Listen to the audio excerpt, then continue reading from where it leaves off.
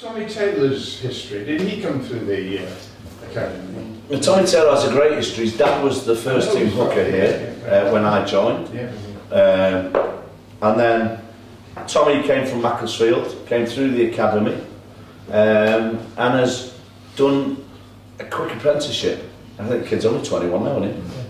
And in all honesty, how he's not been picked for the Saxons is a travesty. Statistically wise, he's the third best hooker in the comp, behind Hartley and behind Youngs, for his work rate, his endeavour, his skill set, everything. So, I mean, Tommy's life and soul of the club. You know, he's a sale boy through and through, and you know, through that academy, they've spotted him early, they've brought him through, he's been nurtured, and most importantly, the positives that we got out of last year was we had to blood these lads, and they learned so much last year. Tommy, Ross, Henry. So you know, he's come through the pathways, and how old was he when he came from Mac? He went to King's Macclesfield School. Yeah, right? He was at King's Macclesfield School, so he stayed at sixth form there and then played through the academy. Yeah, he came into the, as it used to be called, the EPDG, the Elite Player Development Group. And so he'd been around 14, 15-ish, and then obviously came through that way. I just think of Tommy's younger brother at Mac at the moment. Yeah, good player. Yeah. Yeah, it's his cousin. Yeah.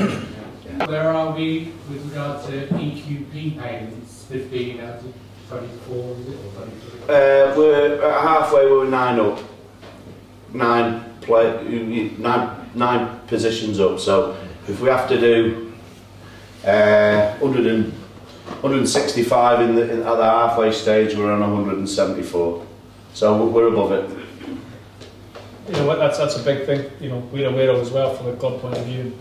We want to try and make it as much English as possible to go on, because it, you know, it is a big base for us to get that in the fun. Yeah, the way the academy's set up as well through Ray Unsworth is that it's actually really strict criteria as to how you get your funding, and the way Ray set it up at the moment is that the RFU are actually looking into how Ray set it up through our academy to actually copy it and try and copy it to use basically for the RFU, because it's actually, the system's that good. So, you know, that's a positive from our front, which he doesn't really want to give up to the RFU. Because there is an academic policy too, as Pete says, there's that you have to use an academic criteria that you have to go through, that the boys aren't just brought in, then not good enough, dish them out again. So there is an academic side of it which is important for the boys as well. If you had the money, which I know we're not exactly flush, would you go down that path and try and set something up abroad? Well, I think there's various ways. You know, Saracens are a different entity to us. I think there's enough talent in the north for us to go at, to be perfectly honest. I think Saracens do it more to spread the brand.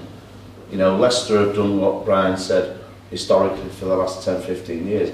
I don't think we need to do that per se. I think we've got enough talent in the north, and again, we have an umbrella of academy kids. So I left Carrington tonight at 6:45, and there's 15, 16-year-olds being strength tests, weighed, all the statistics, skill sets being tested. So the process does work. You only get so many out of the sieve. You know, we have 500 in it at any one time, from age groups peak from 15, 14 to 18. So, you know, we get 3 or 4 or 5 a year coming through. We do really well for the numbers. Can you tell me where we're going to finish in the Premiership table at the end of the season? You have the sort of book on this on the message board. If we carry on playing ping pong, probably 10.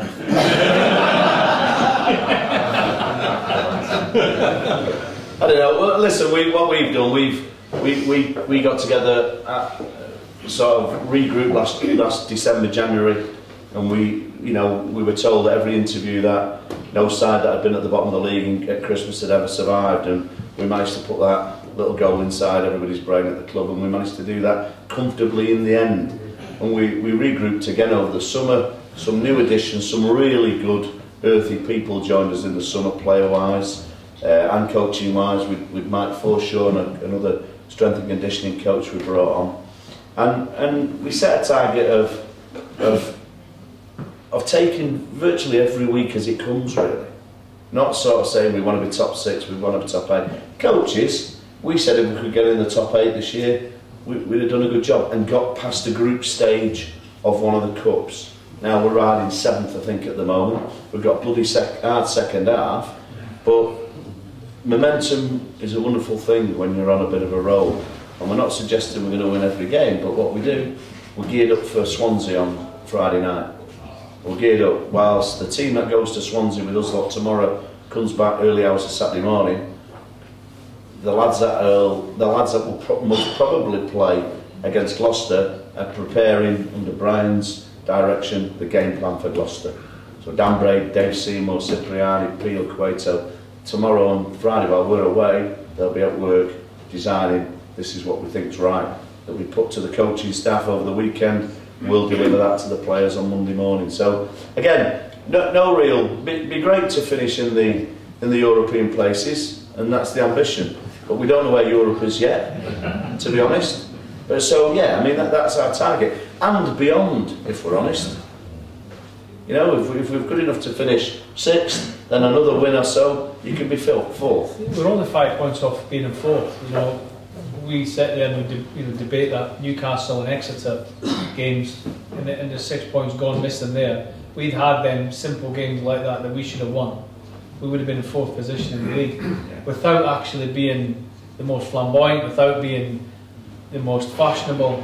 We've just done a lot of hard work and a lot of hard graft. The defence started on day 1 with Mike, so there was no 2 weeks building up to doing some live tackling, lads, or a bit of wrestling. It was, no, we've got to improve that. And that from day 1 that started with Mike, so that's been a big asset to us. So, you know, we want to finish as high as we can. Top 6 would be great. You know, initially we said let's consolidate and get above 8 and above, and if whatever that takes us week to week will decide itself. And others may fall around this international period, which is big for any club playing against the top 4. So we've got a few of them coming up, and you know, I don't like Gloucester, and James doesn't like Saris, so there's 2 problems. Oh, Northampton, oh, that. All Leicester. Yeah. No, but going back to the question earlier about the salary cap, you know, the one thing we've got to push for as a club, and we do have 1/12 of the says in these big decision-making meetings, is what we don't want it to become is where our ambition is quelled by just surviving. And the way the league has gone over, we were saying at work last week when Pete stopped playing in 2004, was it Pete? 2004-05. There's 9 minutes per game played extra now. The game's speeded up like you can't believe in 10 years. Now, if the money goes ridiculous, then it's going to be a success to stay in the competition. Because as we know, Bristol are gearing up. Yeah. Worcester will, you know, probably go down, but they'll be gearing up. So it's going to get tighter and tighter and tighter. And you know, one of the things we said last year to keep us going was, you know, it happens to one club. Every now and again, you get into that shit fight. And a lot of it comes down to your fixtures. When you start, who you start against. We had a great start at Gloucester away, then we lost at home. But we had a good run of fixtures in the first half of the season, and it goes back to that momentum. If you get a good start, you get yourself, and a side doesn't, and unfortunately it's for Worcester this year. We don't take great pleasure out of that because we had it last year, but it's happened to Worcester, and once you get into that negative cycle, it's difficult to get out of it. So again, we can't have blessings really. We finish 6th, 7th, finish 6th would be fantastic. Anything above, we're overachieved. Looking towards next season, are you planning on swapping Effie to the opposite side of the scrum? Quite possibly, yeah. And the reason we say that is because there's not a lot of top class tight heads, and we're in the market for a top class tight head at the moment, and we're going through a due diligence process to find the right bloke, culturally wise, fits the bill, can do a job for us. Because what we are doing, and we've demonstrated that with Jammer leaving, we'll go straight out and bring Nathan Hines. Forget Nathan Hines, he's 37 years of age, he passed his medical yesterday with the cleanest bill of health you could ever imagine. So what we've decided to do is, because we do spend This season up to the cap is let's get the best quality we can get for these lads who are going. So we're going to replace Peely with an equal, if not better player, just 3 years, 4 years younger. We've replaced Jammer because Patterson will move into his more natural position of 6 and 8. And let me tell you, Patterson shit himself when we said he was going to play lock. He don't want to be in that lock, trust me. So now he's delighted that he's going to go back to 6 and 8. Hines will go into the lock position. And Ted, again we said it yesterday, didn't we? We've got a ream of paper of people who are available, but one, our ideal would be to be English. We'll probably not be able to achieve that. Secondly, we want a track record off him. We're not going to go down the route, and forgive me if I mention his name, bring another Richie Gray type load to us. We want somebody who's prepared to put his body on the line for the club.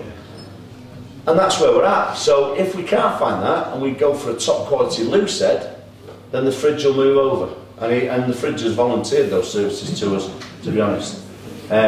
Plus we've got a young lad, Flynn, a tight end who's coming through, who's going to be given some. We've got him out at loan at Sedgley Park. He's 20 years of age, 116, 17 kgs, and wants to play for the club. And you know what? When we're recruiting, that's pretty much one of the 4 boxes they have to tick. You know.